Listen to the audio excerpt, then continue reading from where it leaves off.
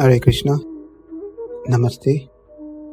Chapter 5, entitled as Karma Sannyasa Yogam. Sloka 20. Na prahṛṣyet priyaṁ prāpya, nodvijet prāpya cāpriyam, sthira-buddhir asammūḍho, brahma-vid brahmaṇi sthitaḥ. He is free of such delusion, considering the body to be Atma or the Atma to be the body. He knows that the body and Atma are not one and the same. They are two different entities. Now, how is it possible for such person to separate and see body and Atma? And how he is able to fully focus on the Atma, sthira-buddhir? That's because of brahma-vid. Brahma-vid, by receiving the knowledge about the Atma and Paramatma, which is different from the body. And he receives the knowledge from those who have seen the truth. Self-realized persons.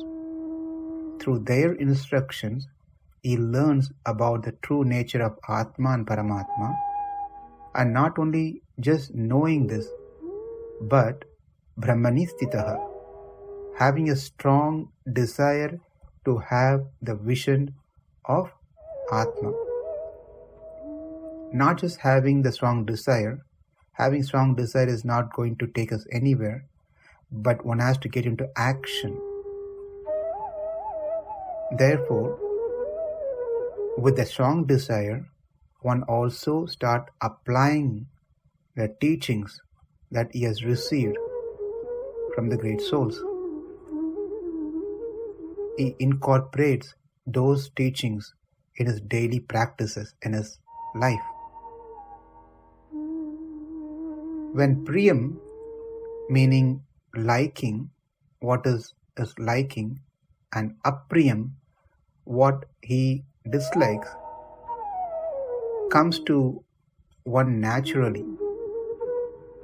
Liking and disliking naturally comes to anyone because of that natural tendency of liking and disliking. One ends up into being happy or in grief, respectively. We know and we have experienced this. And also we know that when there's a cause, there's going to be an effect. Meaning, when we like something, then happiness or pleasure comes as a result of our liking. When I don't like something, but I still get it, then the result comes out of that is grief, sadness, sorrow, etc., which cannot be avoided. Therefore, the cause is liking and disliking, and the effect is going to be either happiness or grief, which cannot be avoided. These are the questions has been raised. Then the question is, how is that this person be free of such effect? Answer is, he is free because of his sthira-buddhir, because he is fixed in his self, which is due to the brahma-vid, knowledge of self and Paramatma. Even in worst case, if he happens to experience them, he will not feel joy or sorrow through them.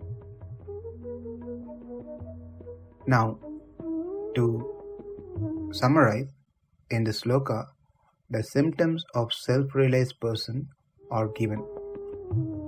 The first symptom is that he is not illusioned by the false identification of the body with his true self, Atma. He knows perfectly well that he is not his body, but is a fragmental portion of the Supreme Lord. He is therefore not joyful in achieving something, nor does he lament in losing anything, because he knows everything is related to the body, not to the Atma. Anything that we have It can only be related to the body, the house that I have, the car that I have, the money, everything that we have, and that which comes out of that, the happiness or distress, even the family members. Everything is related only to the body. Therefore, this person does not feel joyful or does not lament for any of these things. The steadiness of mind is called sthira-buddhir. He is therefore never bewildered by mistaking the body, the physical material body, to be the soul. Nor does he accept the body as a permanent and disregard the existence of soul. And this knowledge elevates him to the complete science of Brahman. And this is called Brahman realization or self-realization. Such steady consciousness is called Krishna consciousness. Now, 4 points. First is to learn about Atma, Paramatma from right spiritual authorities. Number 2, not just stopping with the instructions, but developing a strong desire to see the self. Number 3, along with a strong desire, one must start practicing what's been taught in Karma Yoga. Number 4, by doing so, one will be able to be detached from the bodily condition, free from pleasant and unpleasant things, which gives us joy and sorrow respectively. And this is because of the wrong idea of thinking oneself to be the body.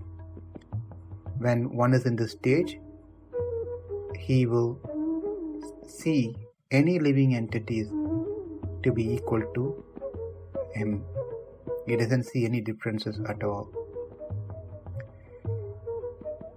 Now, one might have a question that whatever we are seeing now in this sloka or whatever we are going to see later may sound as repetition from the second chapter, sthitaḥ, starting from the 55th sloka of the second chapter.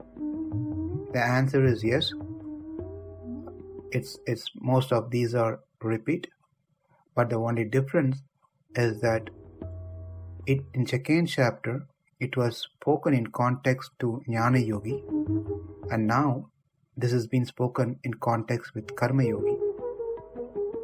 By this, Krishna is establishing an important point that one can achieve the same result of Jnana Yoga by following Karma Yoga.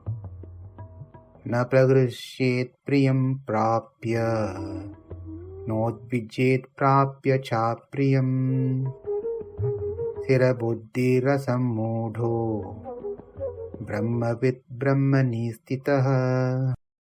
Namaste. Hare Krishna.